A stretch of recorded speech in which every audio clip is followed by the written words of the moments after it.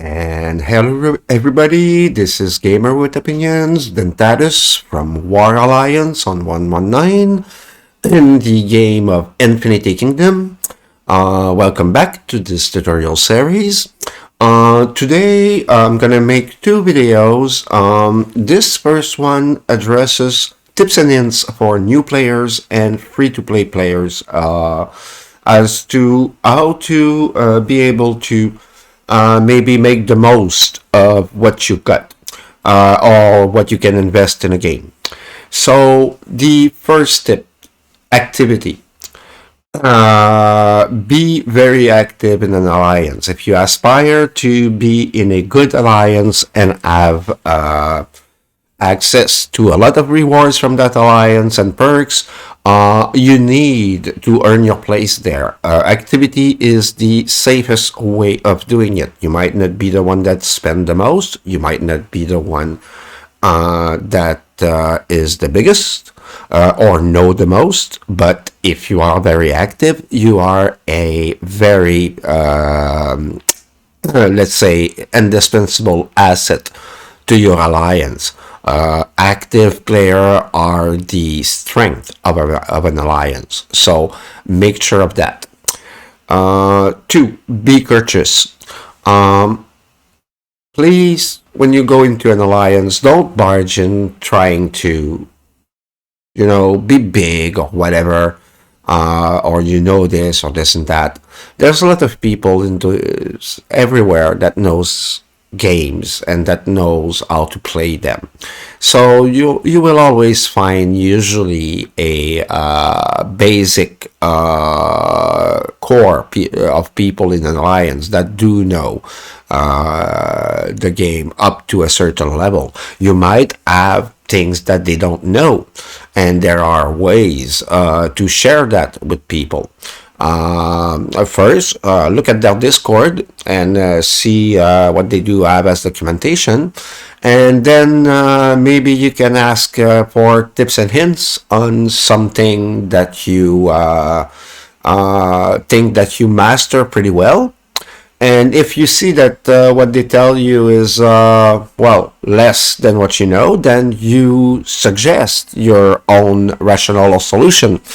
That way you'll earn credit with your alliance members as you demonstrate what you know and not only regurgitate what's in a playbook. Three, start of game. When you start in Infinity Kingdom, you should start many castles at once. Level 1 castles, maybe up to 10. Honestly, and there's a few reasons why. The first main reason is that there is an element of random in this game as far as the immortals you're getting.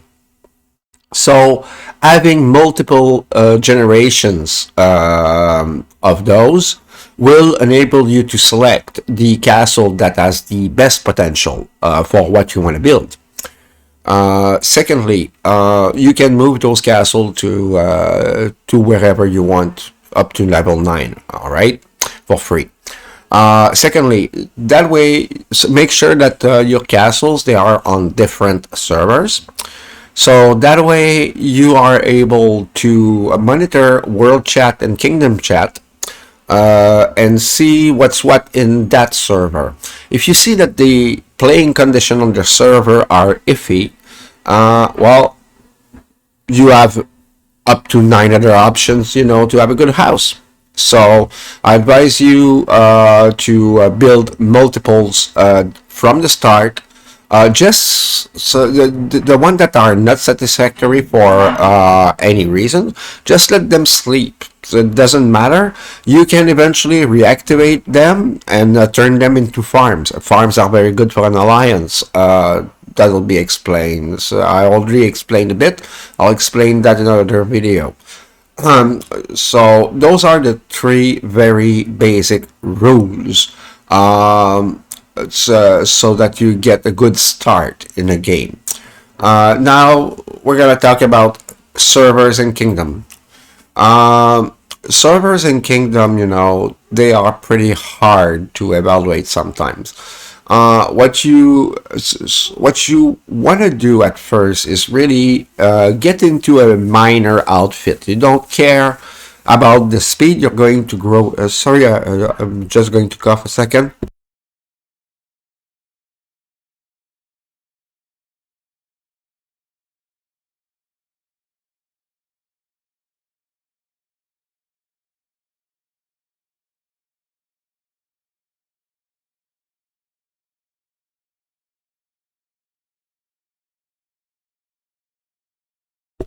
Sorry about that.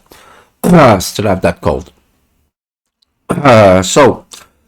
You don't care much about the speed of growth, up to level 9. You just joined a minor outfit. You can be fairly silent, but do introduce yourself to your teammates, and do basic communications. Because, hey, when you get into an alliance, that's, the least you can do. But spend your time basically monitoring the world chat. Well, the kingdom chat especially, but world chat is useful as well.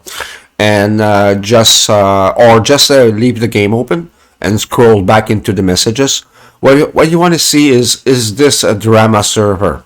If it is a drama server, select another one.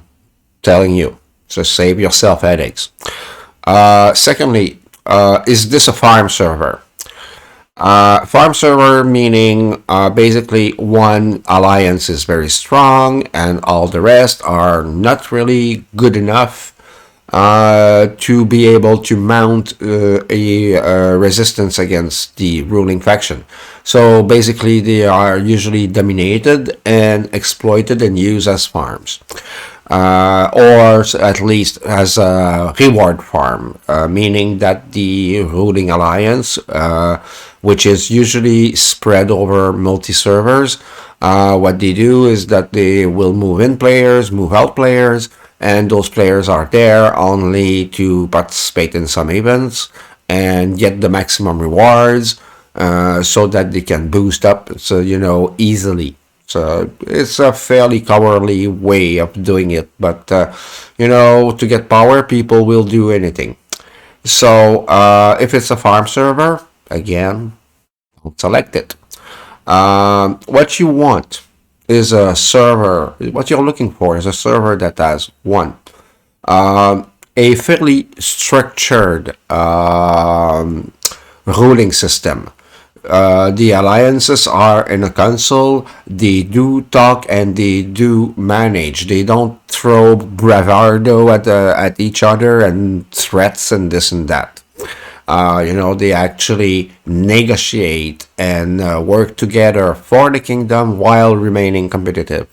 Two, it is a war server, meaning that if there's no war days, if there is no conflict whatsoever on that server, that's where we are on a peace server, a unicorn server. We don't want to go there. War is an essential part of the castle growth. If you don't get into wars or battles, or your opportunities for battles are very limited, this will impair your castle growth really badly.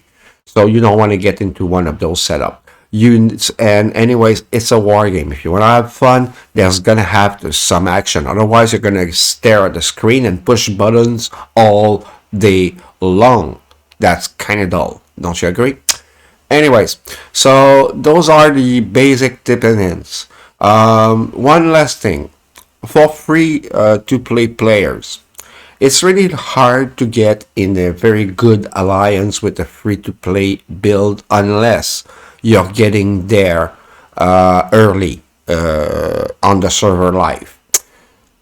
If that is the case, what I do advise, if possible, is one, at least to buy a daily special pack, like the whole thing for $6 once.